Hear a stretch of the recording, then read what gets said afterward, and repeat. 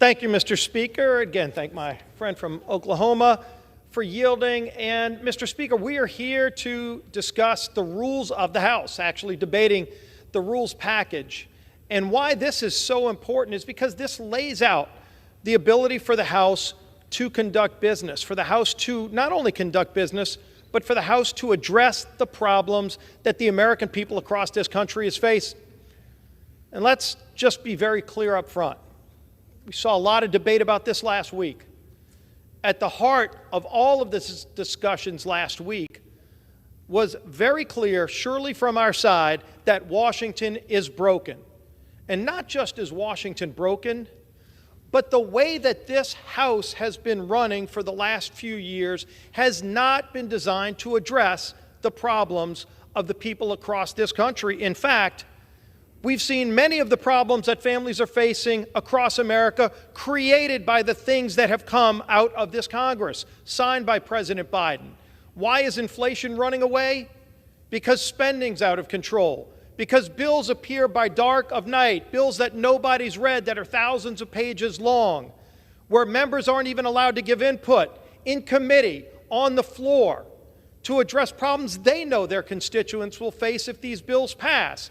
And yet the bills are passed because they're written in rooms behind closed doors by a small number of people, not concerned about the consequences that will affect so many millions of people across this nation.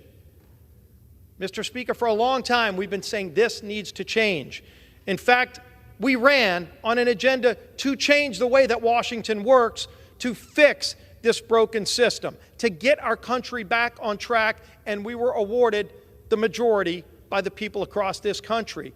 And so today starts that process of fixing what's broken in Washington so that Washington can finally start working for the people of this country who are struggling. And so let's start with one basic thing, is reopening the people's house. For years, the American people were shut out of coming and seeing their government work. In fact, with proxy voting, which, by the way, ends in this rules package, members of Congress have to show up and work again. Just look at the bill that passed a few weeks ago, the omnibus spending bill. $1.7 trillion, mostly borrowed from countries like China. You look at all of the things that had absolutely nothing to do with the general operations of government that were thrown in that. Now, you can start looking at it today, but you surely couldn't look at it the day of the vote because very few people had the opportunity to read it. Over 4,000 pages dumped by dark of night right before the vote.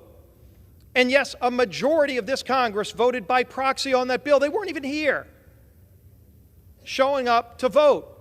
Well, you know what? Americans all across the country have to show up to vote. They have to go to their work site. They can't work remotely. In fact, Congress doesn't work virtually. It's just not set up that way. And yet that's what we've seen the last 2 years. Committees that don't even meet in person.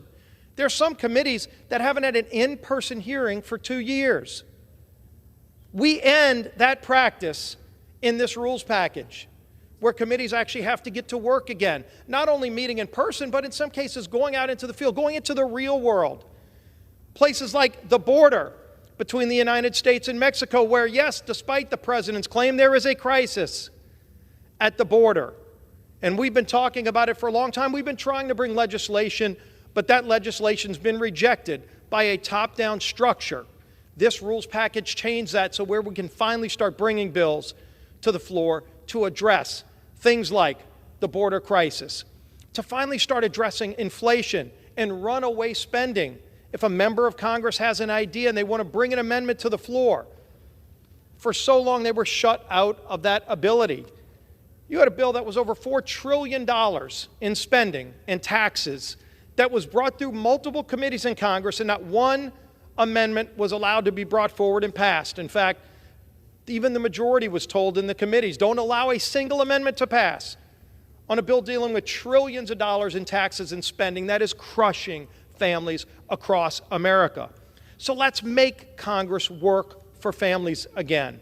Let's empower members of Congress to be able to represent their constituents. We were all elected by, on average, about 750,000 people. And for too long, each of members of Congress, Republican or Democrat, were denied the ability in so many different ways because the rules were structured to shut their ability down from representing their districts unless they were in a leadership position. That has to change, and under this rules package, that finally does change. So let's make this Congress work for the people who sent us here. We are, after all, the people's house. It's about time we start acting like it. Let's pass this rules package, get to work addressing the needs of the American people.